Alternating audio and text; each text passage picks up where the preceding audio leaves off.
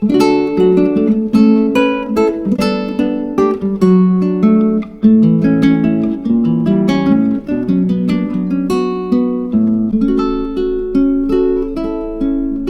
to video 10, which was with Ashley Amourgis from Southern Farming Systems, focusing on optimising plant establishment and crop densities and row spacing to maximise crop yield. So Ash, can you just give us a quick overview of your video? Yeah, thanks, Michelle.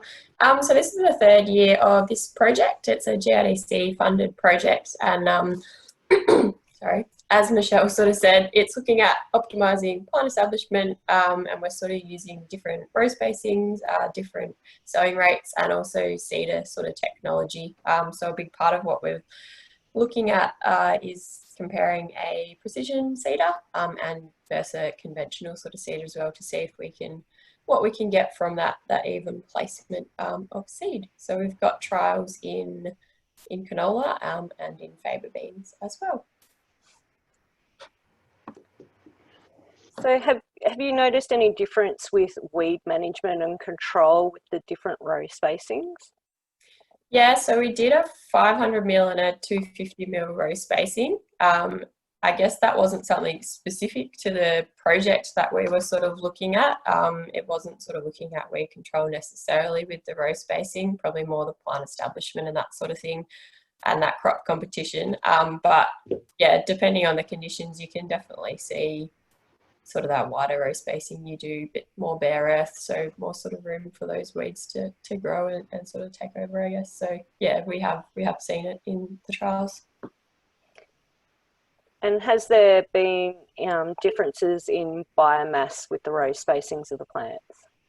Yeah, so we have seen differences there too. So we got different establishment from both the row spacings. So the 250 mil, we actually got a higher, this was more in the faba beans, but a bit in the canola too.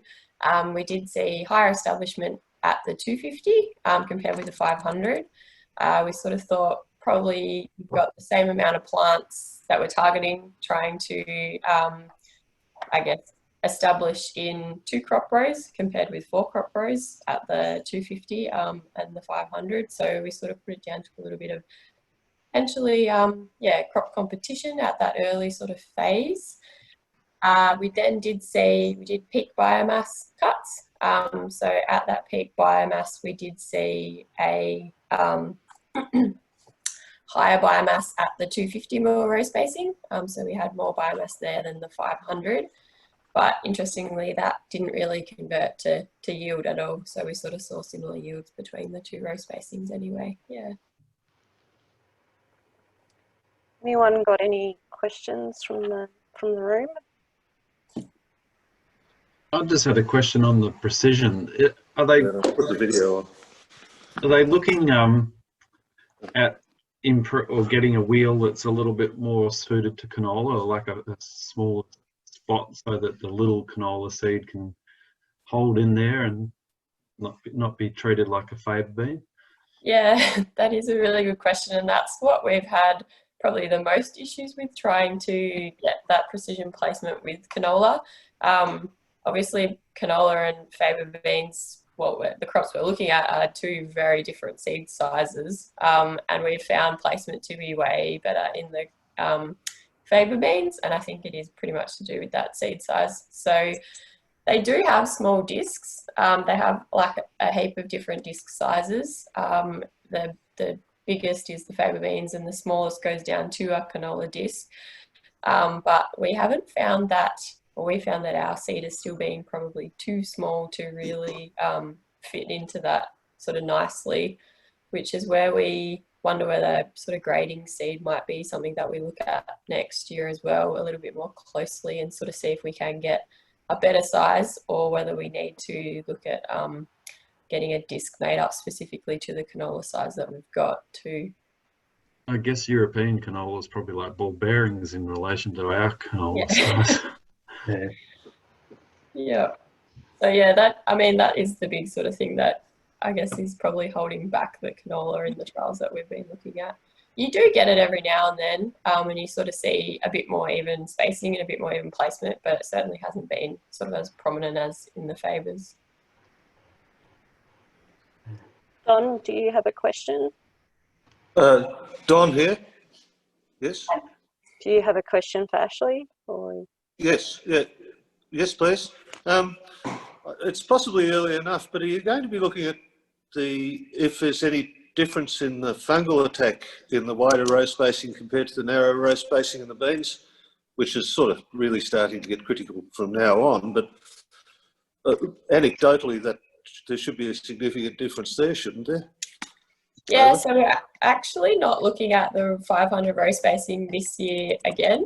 We did that the last sort of 2 years, and we've just focused on the 250 this year. But from previous sort of work the last 2 years, I didn't sort of do disease scores specifically, but on general observations and things, I guess I didn't really see a huge difference in disease between the different row spacings. But I mean, I guess that's essentially what it sort of should do. There should be, I suppose there's more biomass within each sort of crop row though as well. If you're sort of comparing between the 250 and the 500, you've got more plants sort of stacked together there, although you've got more airflow, I suppose, between it. So yeah, I'm not really sure. I know James is doing a bit of row spacing work this year too, in favours, so that might be something he's looking at more closely. Yeah, we've got a trial on it this year, and it hasn't gone exactly the way I expected it to, but that's been good. I think the thing that I've learned from it is that we did wide row spacing, but really at any plant density, it didn't make much difference to the density of the canopy by the time we got to the pointy end of the season, because we planted it so early. And I think it's really about how much biomass there is. It's not just about row spacing, it's the combination of row spacing, plant density, and sowing date that'll set up a certain canopy structure. And wide row spacing with an early time of sowing isn't necessarily any better than narrow row spacing with a later time of sowing. It's more about, I think, the biomass that's there. When exactly in the season does the canopy close? So yeah, I'd be definitely keen to keep looking into that. Any more questions? Yeah, there is a question in the chat, Michelle, from Lockie.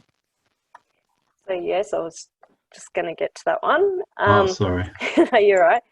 Why do you think there's a difference between the results between the seeders? From the trend in 2019, you can reduce the seeding rate with the precision seeder, but not with the rapide. Was that what those results showed? Yeah.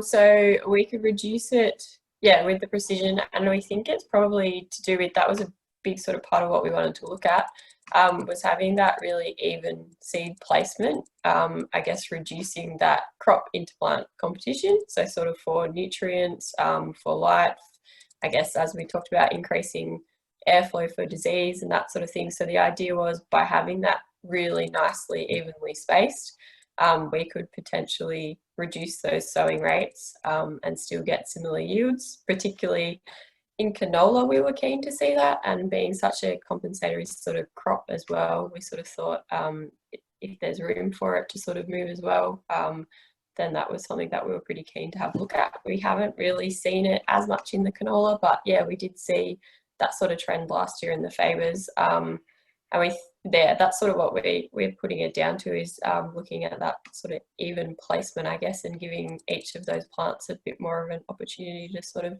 come into their own a little bit. Yes, Ash. I think that's one of the things that's interesting from the commercial operator's point of view, that lots of us in the last 20 years, and we've seen dramatic improvement in getting even placement down the row with commercial seeders. And that's been about exactly what you were talking about, that the number of different discs you can have for different seeds and different speeds and different things. And I think it's a fabulous experiment to talk about, having to screen to size for canola and then favour beans at the other end of the spectra. There's a few favour bean growers I can see on this list here in front of me, and everybody seems to talk to me, the biggest challenge is to get enough seed down the tube to actually get the plant populations per hectare that you require for the ultimate yields. And that's probably taking into account that you're not going to have much disease because you get to work the boom sprays hard enough. I think that, you know, one of the things we could try on a commercial basis, if we ever do a seeder challenge again, is exactly that. Not just how we get the amount out, but how even those seedlings are down each row to try and mimic, but not to the same extent, but try and mimic a precision seeder. Because we've all seen over time, you know, a couple of seeds, 50 mil from each other, and then a 150 mil gap to the next one. And that